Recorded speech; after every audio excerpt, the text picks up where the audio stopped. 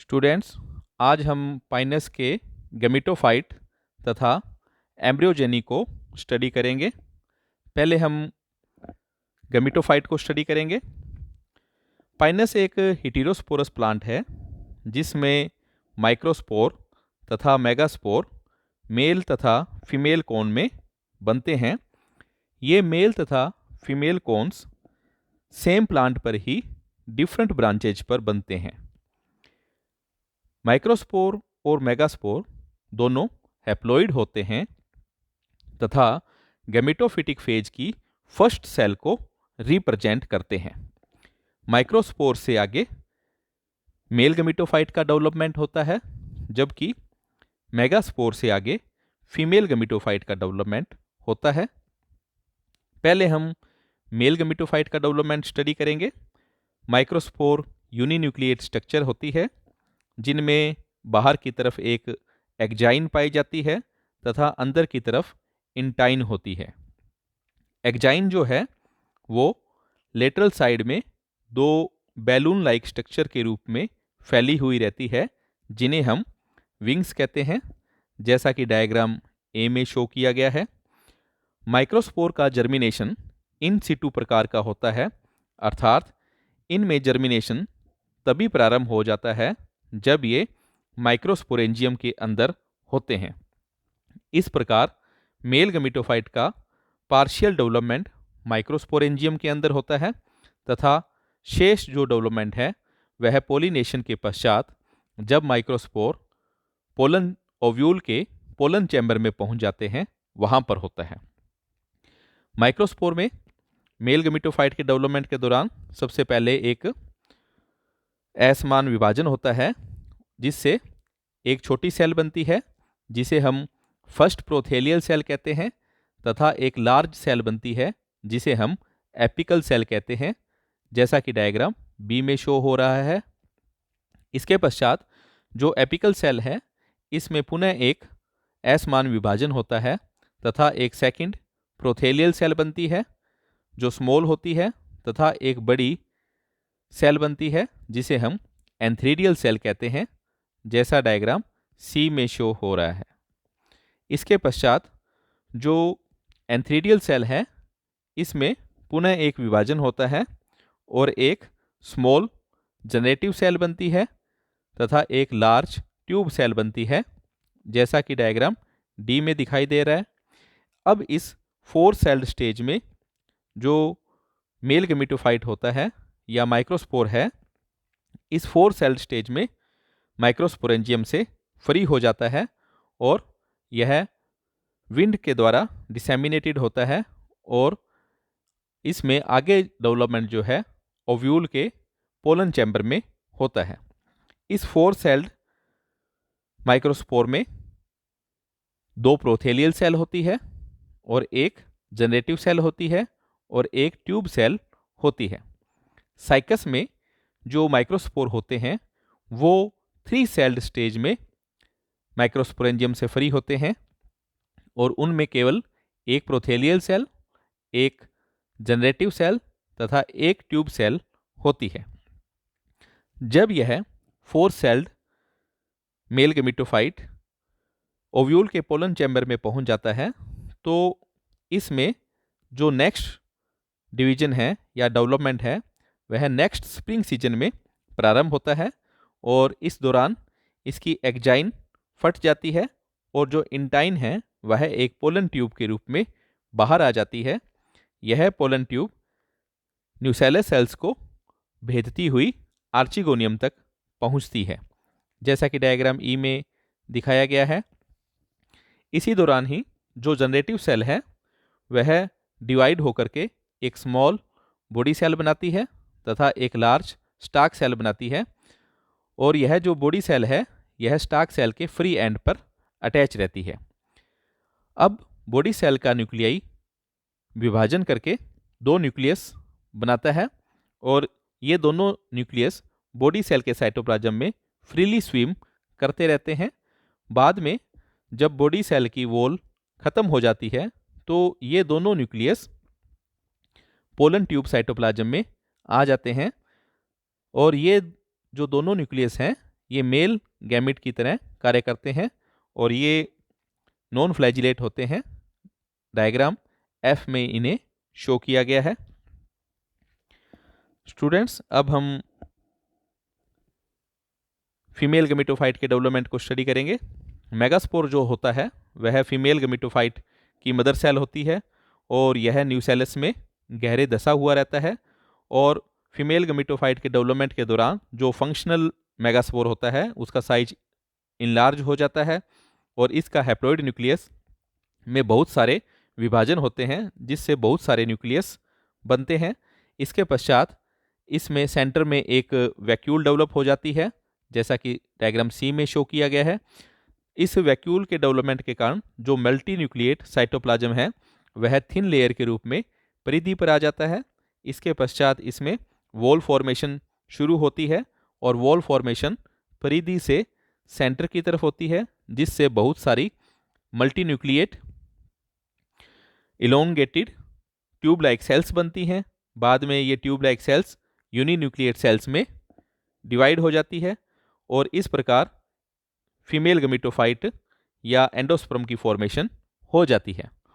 Gymnosperm में जो endosperm या फीमेल गमीटोफाइट है वह फर्टिलाइजेशन से पहले बनता है, इसलिए हैप्लॉइड स्ट्रक्चर होती है, जबकि एंजियोस्पर्म में एंडोस्पर्म जो है ट्रिपल फ्यूजन के कारण बनता है, इसलिए यह ट्रिप्लोइड स्ट्रक्चर होती है। एंडोस्पर्म के डेवलपमेंट के दौरान जो न्यूसेलस है वह न्यूट्रिशन प्रोवाइड करती है, इसलिए यह थिन लेयर के रूप में शो हो रही है। स्टूडेंट्स, अब हम आर्चिगोनियम का डेवलपमेंट स्टडी करेंगे। फीमेल गमीटोफाइट के माइक्रोपाइलर एंड की कोई भी सुपरफिशियल सेल जो है वह आर्चिगोनियल बना सकती है, लेकिन कुछ ही सेल्स जो हैं आर्चिगोनियल इनिशियल के रूप में विभेदित होती है।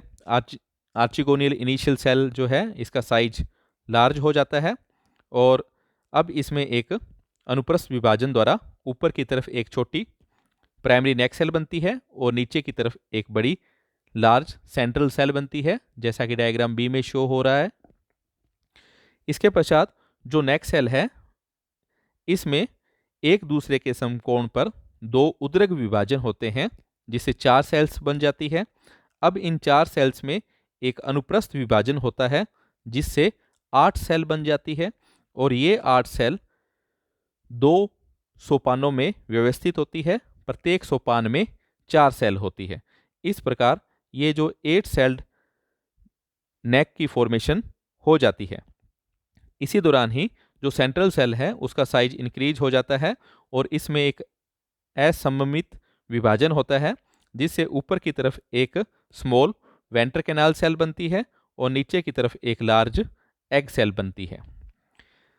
जब मेल न्यूक्लियाई एग से फ्यूज हो जाता है तो जाइगोट की फॉर्मेशन हो जाती है। जाइगोट जो है नेक्स्ट जो स्पोरोफिटिक फेज है उसकी मदर सेल के रूप में कार्य करता है।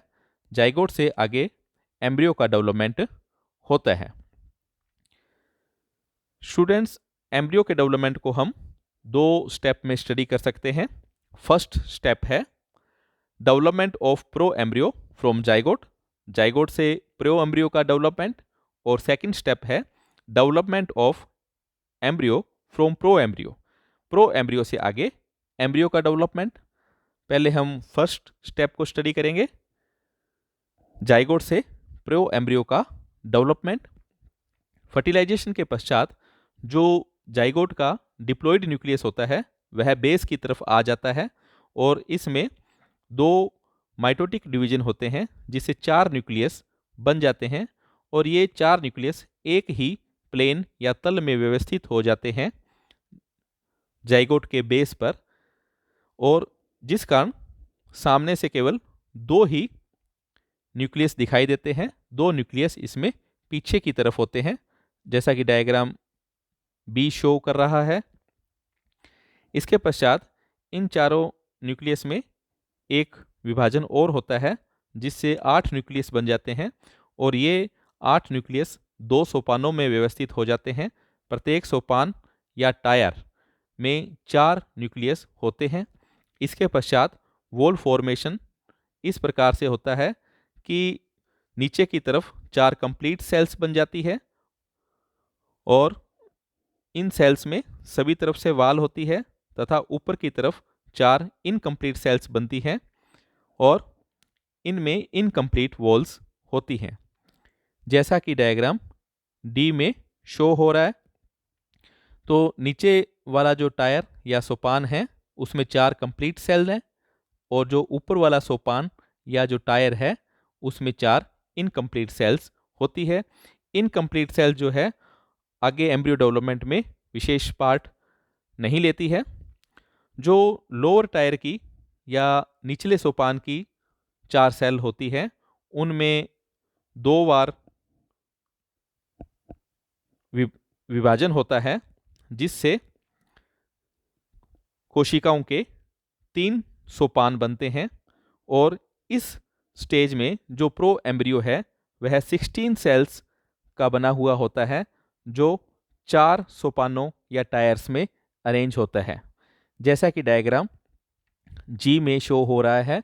सबसे नीचे की तरफ जो है एम्ब्रियोनल टायर होता है, जिसकी सेल्स डिवाइड करके एम्ब्रियो बनाती है।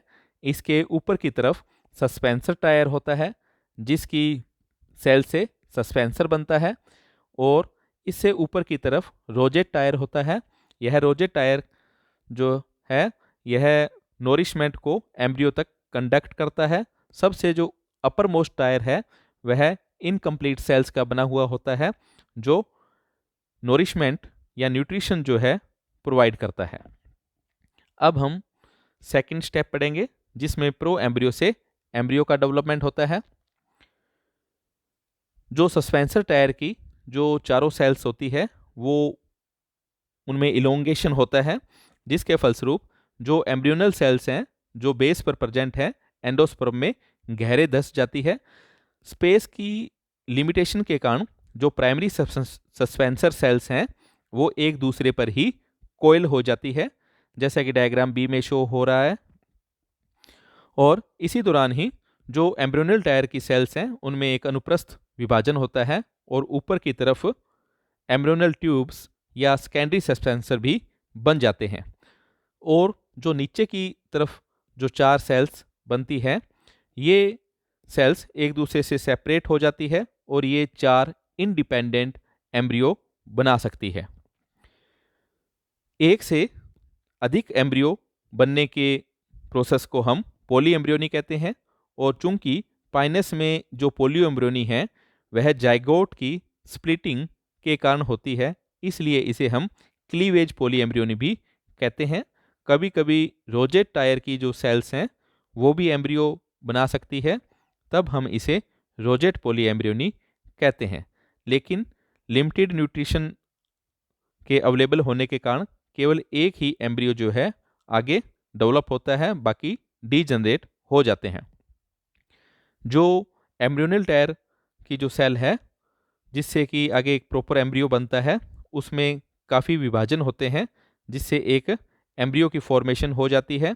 और एक एम्ब्रियो जो है उसमें निम्न पार्ट्स होते हैं: कोटिलिडोन्स जिनका नंबर 2 से अधिक होता है, प्ल्यूम्यूल जो कोटिलिडोन्स के बीच में प्रेजेंट होता है, रेडिकल जो माइक्रोपाइल की तरफ डायरेक्टेड होता है, तथा हाइपोकोटाइल जो प्ल्यूम्यूल तथा रेडिकल के बीच में प्रेजेंट होता है, जैसा कि डायग्राम डी से शो हो रहा है।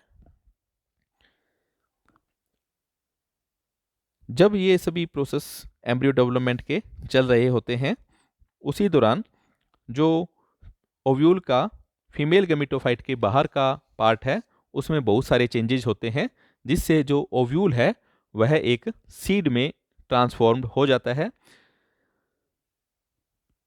ओव्यूल की जो आउटर फ्लैशी लेयर है वह डिसअपीयर हो जाती है और इनर फ्लैशी लेयर जो है एक थिन मेम्ब्रेन के रूप में रह जाती है, तथा जो मिडल स्टोनी लेयर है वह सीड कोट में डेवलप हो जाती है। एंडोस्पर्म की डेवलपमेंट के दौरान अधिकांश जो न्यूसेलस है वह काम में आ जाती है, इसलिए न्यूसेलस की भी एक थिन लेयर ही रह जाती है जिसे हम पेरिस्पर्म कहते हैं। और जो सीड का अधिकतर जो पार्ट है वह एंडोस्पर्म के द्वारा ही भरा रहता है और जिसमें कि एक एम्ब्रियो प्रेजेंट होता है। ओवलीफेरस स्केल के डोर्सल साइड की एक थिन लेयर भी सीड से अटैच हो जाती है, जिसके कारण सीड्स विंग्ड हो जाते हैं, जिससे इनके डिस्पर्सल में हेल्प मिलती है, जैसा कि डायग्राम ई में शो हो रहा है। पाइनस में सीड जर्मिनेशन एपीजियल प्रकार का होता है, अर्थात सीड जर्मिनेशन के दौरान जो कोटिलिडोन्स होते हैं वो सोइल सरफेस से ऊपर की तरफ आ जाते हैं।